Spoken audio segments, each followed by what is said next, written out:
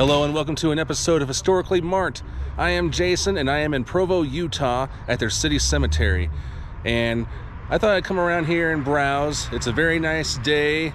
It's the sun shining. I'm at a high elevation and there's a combination of sunlight and cold air, which I guess is the norm for Utah. But here I'm going to show you some notable graves, and including the father of television and among many others. So stay tuned, come with me, I'll show you around. Here we go. We're going to start off with a military figure, and maybe you haven't heard of him, maybe you have. His name was Colonel Gail Seymour Halvorsen, also known as the Candy Bomber. But he lived from 1920 to 2022. So that's been just a little over a year ago at the time I'm doing this video. Married April 16th, 1949, sealed September 16th, 1950. And he was 101 years old when he passed. So, yeah, he was a military figure, but he grew up on farms in rural Utah and Idaho and always wanted to be a pilot. He served during World War II. He flew C-47s and C-54s during the Berlin airlift, also known as Operation Vittles. But with no prior authorization from his superior officers, he launched Operation Little Vittles. In other words, he was dropping candy from his plane in an attempt to raise morale in Berlin. For this incident, he became a national hero known as the Berlin Candy Bomber, also known as the Chocolate Flyer and Uncle Wiggly Wings. But he won many awards for this operation, including the Congressional Gold Medal. He also went on to do similar candy drops in Bosnia during the Yugoslavian Civil War, Japan, Guam, Iraq. After his military career, he went on to work at Brigham Young University here in Provo. He and his wife, Alta, served as missionaries for the Church of Jesus Christ of Latter-day Saints from 1986 to 1987 in London, England, and from 1995 to 97 in St. Petersburg, Russia. Rest in peace to the Halvorsens. And I'm coming across this one, the Beckham, and it's not so often you see their obituaries etched on their gravestones. I mean, yeah, you see like father of whom, sister of Ida, or I don't know, daughter of Penny and Marcus, and I don't know. But anywho, I don't know who these people were, like Raymond Beckham. He apparently was, he was born in Chandler, Arizona, graduated from BYU here in Provo, went to Southern Illinois University. Oh, wow, that's interesting. Carbondale, and got his PhD there in 1972, and was an adult educator, professor of communications from 1971 to 1992. He founded the BYU Aspen Grove Family Camp, Evening School, so much others, and he was an LDS bishop. He was a mission president, a temple sealer, a lifelong scout of the Boy Scouts of America. And he passed away on 2017. And then his wife, kind of the same thing, but it kind of reads more like an obituary. But it ends with, I was born with the testimony of Jesus Christ. Died in 1994. So that's kind of a little span from their deaths. And here's all their children and grandchildren. And the couple was married in Mesa, Arizona Temple on June 17th, 1947. So here's a little random question. I know you're probably wondering where this is going. Would you want your obituary on a plaque on your grave? I don't know if I would. I don't know. Unless my life was very, very important, who knows? I'll let somebody else make that decision. How's that? Moving on. And here we approach the grave site of Scott Anthony Redford, who has a famous father by the name of Robert Redford. The Hollywood screen legend. He's been around for more than 5 decades now. He's won several honors. He's been in a lot of movies, some with Paul Newman, and he also directed some. Like, he directed Ordinary People. But yeah, I mean, definitely the average person can name at least 5 movies he was in. And at the time I'm doing this video, Robert Redford is age 86 in May of 2023. But on August 9th, 1958, in Las Vegas, Nevada, Redford married a woman named Lola Van Wagenen, I hope I'm saying this right, who dropped out of college to marry him. A Mormon ceremony took place here in Provo, Utah on September 12th at Lola's grandmother's home. The couple had 4 children, and Scott was the firstborn, and unfortunately at 2 months of age he had a virus infection and he passed away. They had 3 other kids, and they all lived to adulthood. Now one of them, David Redford, is no longer with us. He passed away in 2020. And Lola and Robert divorced in 1985. Lola is 84 years old as of today. She is a historian among many other titles, but and by the way, Lola is from Utah, so that is probably why Scott is buried here. But may he continue to rest in peace. And here is a local Utah noteworthy figure, Reed Smoot. He's buried next to his wife. And then there's a plaque that says, Reed Smoot, who lived from 1862 to 1941, U.S. Senator, Latter-day Saints apostle, fought for the ratification of Utah's statehood on January 1896. Now, for some more information, he served as a senator from 1903 to 1933, so yeah, that's obviously 30 years.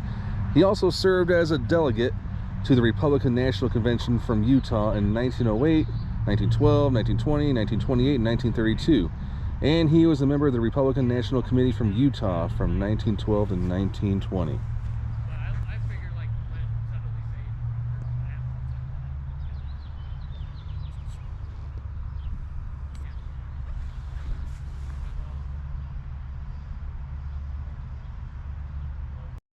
And just a little farther down is Smoot's father, Abraham Owen Smoot, born February 17th, 1815, died March 6th, 1895. His also has a little plaque that says, major financial contributions allowed Brigham Young Academy to continue functioning. Mayor of Salt Lake City. Really nice. And I've been seeing, Smoot must be a really prominent name here in Provo, as well as the whole Salt Lake City area, because yes, there are definitely a lot of Smoots, and that's okay. It's very interesting, you know, all the family ties and everything. And here's another interesting one I found. Garn L. Baum, and I don't know who this person was, but it says here, a legend in his own time. He lived from 1926 to 1999, by the way. Fighting for truth and justice, loving and teaching with passion, creating reality from dreams and visions, standing tall. He did it all, he did it his way. So I'm guessing he was a law professor, maybe? I don't know. Oh, look, somebody put a reindeer ornament. How about that?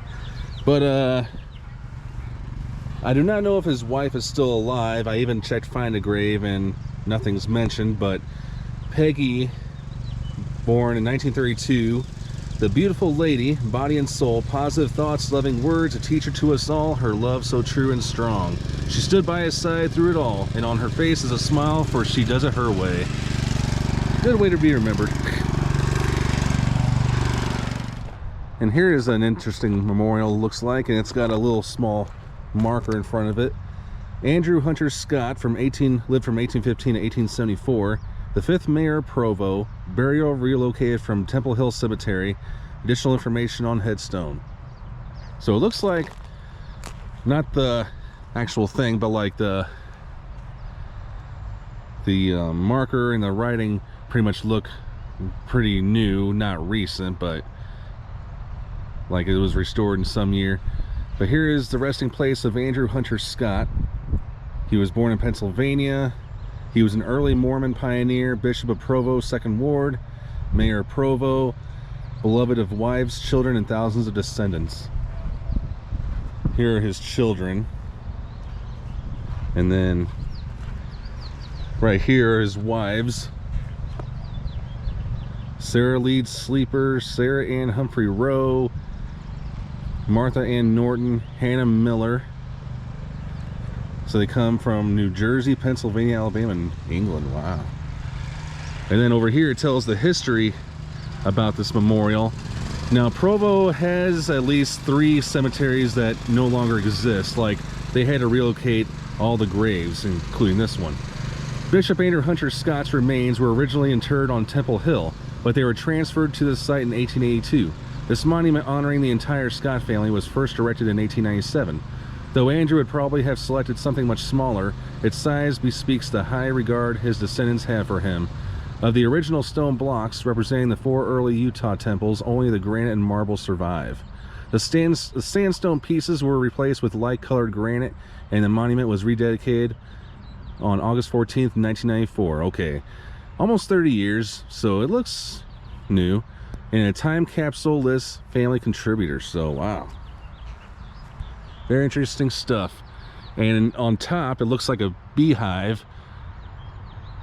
For those that don't know, Utah's state nickname is the Beehive State. And now we are approaching the grave of a man who literally changed the way we look at things. Philo Taylor Farnsworth, buried next to his wife. It says on here, he loved his fellow man. He is widely credited as the inventor of television. And I mean, I kind of, agree where people say, well, not one person invented the television. Kind of like, Alexander Graham Bell did not solely invent the telephone. There were others that contributed too, but he is the guy that filed the patent. But Farnsworth, he was born in Idaho to a Mormon family. And then he eventually moved to Utah. But he was a farm boy, worked on his father's farm. And he was going to be a farmer, but then he had other plans. He was a tinkerer. Now, in the first half of the 20th century, radio was the entertainment medium, but he wanted to see, he fantasized about, like, you would listen to it, but then you'd have to have like a memory, like a picture in your mind to kind of it goes with the entertainment. And that's exactly what Philo did. And he reportedly drew inspiration while working on the farm. Like, the idea came to him when he was plowing a potato field row by row, and that was when he realized that an electron beam could scan an image in much the same way, line by line, just as people read a book. He patented the idea of the cathode ray tube, and he was also inspired by his high school chemistry teacher, who gave him extra instruction. He went to BYU here in Provo, well, Brigham Young University, but was forced to leave after his sophomore year when his father died suddenly. And he briefly served in the U.S. Navy, and he returned to Idaho to support his mother. But then he would move to San Francisco, and that's where he set up a lab, and that's where history was made. But he is buried here. A statue of Farnsworth is located in the U.S. Capitol building as a representative of Utah. Now, I've been in the U.S. Capitol building, and every state, all 50 states have at least 2 statues of people that represent that state. And like I said, yeah, a statue of Philo is in that building. So I'm going to go ahead and take a look here. And